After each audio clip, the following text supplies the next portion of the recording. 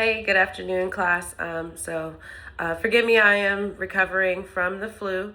So I might have a few instances of coughing or I have to drink my water, but let's get into it. This week I wanted to talk about ethical decision making, whereas last week I talked about ethical leadership in a global society.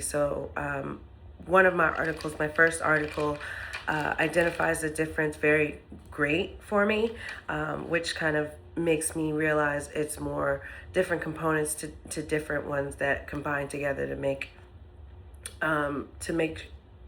ethical leadership in a global society work. Ethical leadership refers to the perceived appropriateness of a leader's behaviors in a workplace relationship. And then ethical decision making requires that leaders are equipped with skills that help them navigate ethical dilemmas through sense making. So, this first article, which is titled Leader Ethical Decision Making in Organizations and Strategies for Sense Making, it does just that. It provides four cognitive strategies that are thought to improve leaders' ability to effectively make sense of their environment. Those four cognitive strategies are emotion regulation, forecasting, self reflection, and information integration. And it also poses that ethical dilemmas are ill defined problems that have high stake consequences. So it presses the point and the importance of sense making when for an ethical decision making. And it says if sense making is faulty, the situation will not be adequately constructed, making it difficult for leaders to know how to respond to the ethical issue.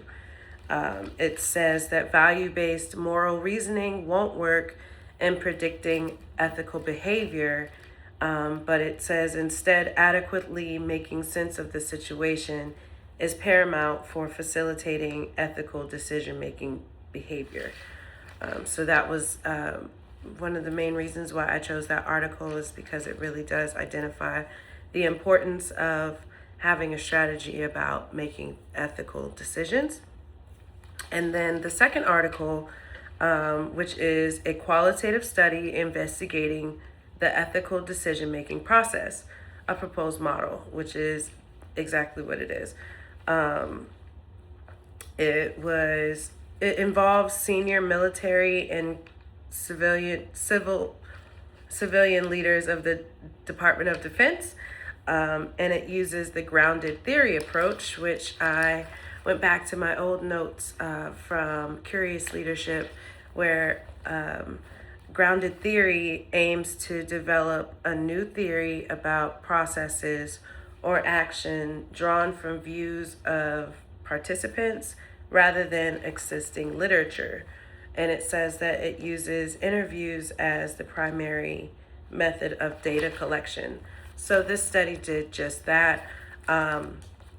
Their participants were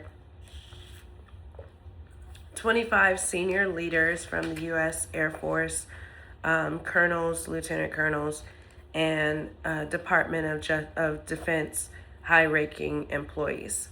So they chose 25 senior leaders that were already participating in this 10-month long program for leadership skills. So they publicized the study via email, and then once interviews began, participants just recruited their colleagues, kind of like a snowball effect. So they were semi-structured interviews scheduled over a 30-day period. And so once the interviews were completed, they were transcribed and then imported into qualitative data software and then coded and analyzed into 7 themes.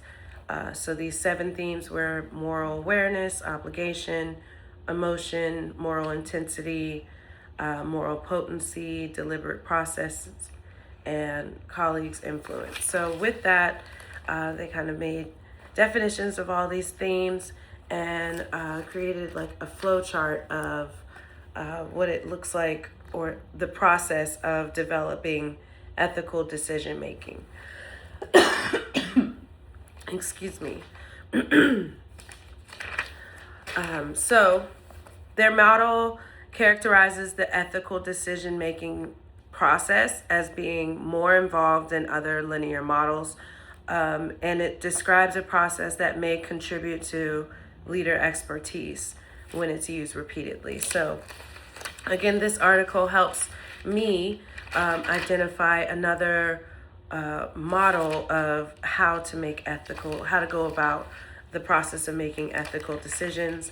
And these articles also provide other models, subsequent work from other theorists that I can use in my lit matrix due next week. So yeah, thank you.